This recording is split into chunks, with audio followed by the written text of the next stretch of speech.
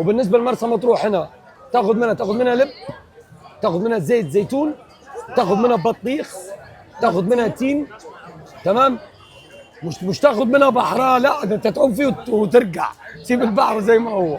تفتكر النعناع اللي في مطبخك هو نفس النعناع اللي موجود في مطروح؟ لا دي قصه تانية خالص، تعالي بينا نعرف الفرق. مساء الخير. مساء النور. كنت حابه اعرف انواع النعناع اللي موجوده عند حضرتك. تمام. وايه تاني برضو موجود في سوق ليبيا مميز عندكم؟ عندنا اول حاجه انتوا شرفتونا، انتوا القناه بتاعتك. اهلا بحضرتك. كل عام وانتم بخير وشرفتونا. انا عندي فوق من 4 حاجات، 3 حاجات. تمام. اللي هو النعناع الجبلي بتاع مرسى مطروح. تمام. ده يختلف عن النعناع بتاع سيوه؟ لا ده يختلف عن سيوه خالص، لان سيوه ميه ري بتطلع من باطن الارض، انما دي ميه رباني. بيبقى في وديان وبيبقى في اماكن في الصحراء. تمام. منه لربنا. هو تمام؟ ده سر فعلا ان ريحته ايوه قويه. لانه ريحته قويه، واحنا بنستوردوه حتى، يعني بياخدوه بتوع الكويت، بياخدوه بتوع الخليج. تمام. عندنا النعناع الجبلي وعندنا الملوخيه. الملوخيه ديت متكرمه هنا في مطروح. تمام. ومتنظفه في مطروح منها للاكل، حتى طريقه استعمالها مكتوبه عليها وعليها رقم تليفوننا. لو في اي حاجه احنا بنرجعوا الفلوس فودافون كاش دلوقتي في الوقت الحالي عادي يعني. تمام. وده الشاي الزردة الليبي.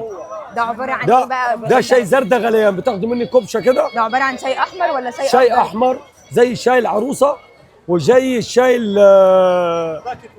او الكشري والحاجات دي. تمام. هو احمر عامه. تمام. تاخد منه كبشه بترميها في الكنكه، كبشه سكر معاه. تمام. بدون استعمال اي حديد، ويغلي. تمام. يعني ما تحطيش فيه معلقه، يغلي تقلبي بالكنكه منها فيها، توطي على النار، يطبخ طبخه جامده. تمام. يتقل معاكي، ما يشربش الا كل اكله دسمه. تمام. سمك او فراخ تشربيه بعد منه. تمام. تمام. او ينفع الصبح نحط عليه نعناع؟ بيتحط اكتر عليه نعناع، بيكون نكهته اكتر.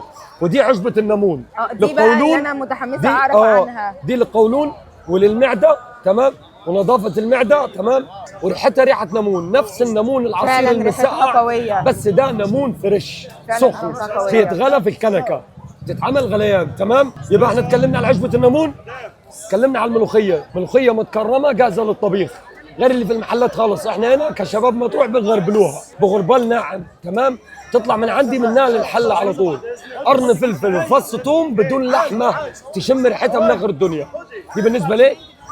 للملوخيه موسم بموسم، سنه بسنه. تمام. وده النعناع احجام، هو كله نكهه واحده. يعني دي حاجه من قلب الكيس من جوه، عشان ما شممتش حاجه يبيع لك مثلا حاجه ثانيه لا قدر الله. ده ريحته. تمام. هات كيس ابو جنيه. ريحته فعلا قويه. تمام. يعني كل الاكياس دي نفس الحاجه دي، كله بس الاختلاف في فرق احجام. تمام. تحت منها كرتون اللي تحت.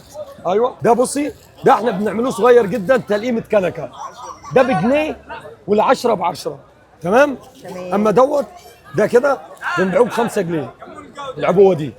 تمام. ده ناعم يتغربل، هو اللي بينزل من الغربال، ده اللي بينزل من الغربال. تمام.